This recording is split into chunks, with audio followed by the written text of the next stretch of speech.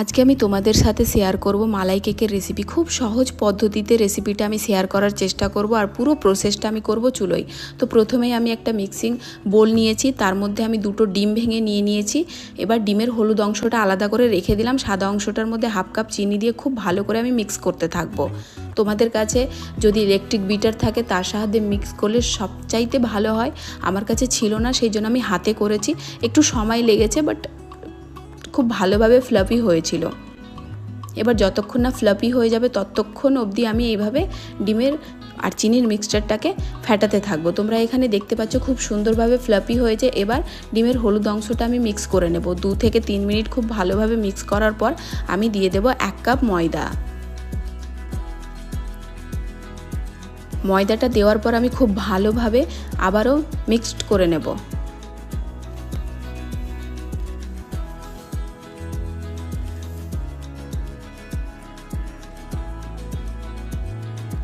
খুব ভালোভাবে মিক্সচারটা আমার মিক্স করা হয়ে গেছে। এবার আমি এখানে নিয়ে নিয়েছি স্টিলের একটা বাটি। তোমাদের কাছে যদি কেক বেক করার পাত্র থাকে বা হিট ফ্রি কোনো কাচের পাত্র থাকে সেটা দিয়েও তোমরা খুব ভালোভাবে বেক করে নিতে পারো। এবার অয়েলটা এই জন্য ব্রাশ করে নিলাম যাতে কেকটা বেক হয়ে যাওয়ার পর খুব সহজে কেকটা উঠে চলে আসে। এখানে মিক্সচারটা আমি ঢেলে দেবো। হ্যাঁ, একটা মিস্টেক আমার দ্বারা হয়েছিল, সেটা তোমরা লাস্টে বুঝতে পারবে। আমি এখানে বাটিটাকে ঝাঁকাতে ভুলে গেছিলাম, সেই জন্য আমার কেকের টেক্সচারটা খুব ভালো আসেনি। কিন্তু স্বাদে কোনো কম্প্রোমাইজ ছিল না, তোমরা এই ভুলটা করবে না। আমি নিয়েছি একটা কড়াইতে আমি 1 লিটার জল ঢেলেছি, তার উপর একটা আমি স্ট্যান্ড রেখেছি, তার উপরে আমি কেকের পাত্রটা রেখে দিয়ে সেটাকে কভার করে গ্যাসে 15 মিনিট মতো চাপিয়ে রেখেছিলাম। আমার কেকটা খুব সুন্দরভাবে বেক হয়েছিল। 15 মিনিট হয়ে গেছে, তোমরা এখানে দেখতে পাচ্ছ। একটা চাকুর সাহায্যে তোমাদের দেখিয়ে দিয়েছি। এই যে এটার কথাই আমি তোমাদের বলছিলাম, কেকটা খুব ভালোভাবে বেক হয়ে গেছে। এই জিনিসটারই কথা বলছিলাম, আমি ঝাঁকাতে ভুলে গেছিলাম পাত্রটাকে, সেই জন্য কেকের টেক্সচারটা এরকম এসেছে।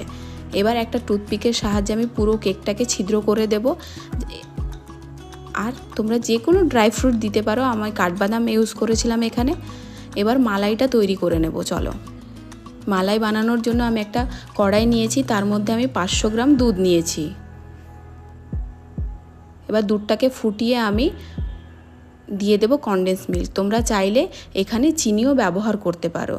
তোমাদের কাছে যদি কনডেন্স মিল্ক না থাকে তাহলে তোমরা চিনির ব্যবহার করতে পারো। কনডেন্স মিল্কটা ব্যবহার করলে দুধটা খুব ভালোভাবে আর তাড়াতাড়ি গাঢ় হয়ে চলে আসে। এবার দুধটাকে আরও কিছুক্ষণ ফুটিয়ে গাঢ় করে নিয়েছি। তোমরা এখানে দেখতে পাচ্ছ কত সুন্দরভাবে মালাইটা তৈরি হয়ে এসেছে।